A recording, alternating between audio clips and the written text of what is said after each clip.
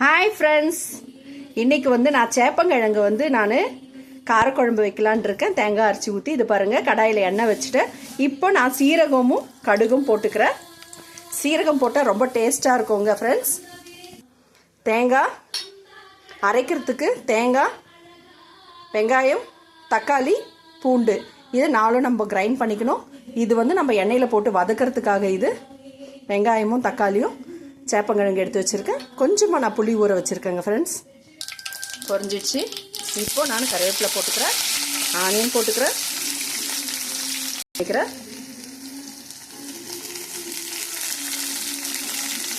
சும்மா ஒரு 2 பல்லு பூண்டு போட்டுக்கிறேன். 2 பல்லு போட்டுக்கிறேன் பூண்டு, அவ்வளோதாங்க. இந்த எண்ணெயிலே கொஞ்சம் நம்ம அப்படி வதக்கி விட்டோம்னா லைட்டாக பண்ணுங்க, அந்த பிசு பிசுப்பெல்லாம் இருக்காது. முட்டி வலிக்கு ரொம்ப நல்லதுங்க. இது ரொம்ப ரொம்ப நல்லதுங்க. இதை சாப்பிடுங்க. பெரியவங்களுக்கெல்லாம் கை கால் வலியெல்லாம் வருது இல்லையா, அவங்களுக்கெல்லாம் ரொம்ப நல்லதுங்க. இந்த முட்டியில் இருக்க அந்த ஜவ்வெல்லாம் இருக்கு இல்லையா, அதுக்கு தாங்க இந்த சேப்பங்கிழங்கு ரொம்ப நல்லதுங்க. ஃபஸ்ட்டு எங்கள் அம்மா தேங்காவை கிரைண்ட் பண்ணிக்க சொன்னாங்க. அதுக்கப்புறம் பூண்டு வெங்காயம் போட்டுக்கோ சொன்னாங்க. ஃபைனலாக தக்காளி போட்டுக்கோ, டேஸ்ட்டாக இருக்கும் அப்படி சொன்னாங்க. பூண்டு வெங்காயம் சேர்த்துக்கிறேன், தக்காளி ஆட் பண்ணிக்கிறேன். தக்காளி, வெங்காயம், பூண்டு, தேங்காய் கிரைண்ட் பண்ணிவிட்டேன். இதில் நான் புளியை ஆட் பண்ணிக்கிறேன் 1 கப்பு. மஞ்சள் தூள் 1 டீஸ்பூன் ஆட் பண்ணிடுறேன். பெருமிளகாய் தூள் கொஞ்சம் போட்டுக்கிறேன் 1 ஸ்பூன். 2 ஸ்பூன் குழம்பு மிளகாய் தூள்.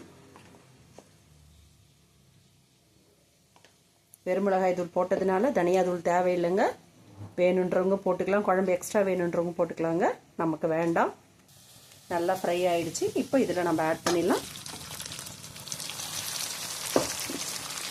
கிளறி விட்டுடலாம். இப்போ தான் நம்ம உப்பு ஆட் பண்ணணும். தேவையான அளவு உப்பு ஆட் பண்ணிக்கிறேன் நான். இப்போ கிளறி விட்டுடலாம். அந்த மிக்ஸி ஜார் நம்ம அலசணும் இல்லையா, அந்த தண்ணியை நம்ம இப்போ ஆட் பண்ணிடலாம். பண்ணிவிட்டு தட்டு போட்டு மூடி வச்சுட்டு கொத்தமல்லி போட்டு இறக்கணும்னா சூப்பரான ஒரு குழம்பு ரெடி ஆகிடுச்சுங்க. சேப்பங்கிழங்கு காரக்குழம்பு நல்லா கொதிச்சிடுச்சு. இப்போ நம்ம திறந்துக்கலாம். திறந்து கொத்தமல்லியை தூவி நம்ம ஆஃப் பண்ணிடலாம்.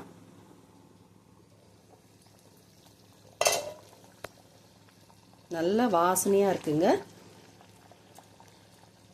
கொத்தமல்லி போட்டுட்டேன், ரொம்ப நல்லா இருக்குது பார்க்குறதுக்கு.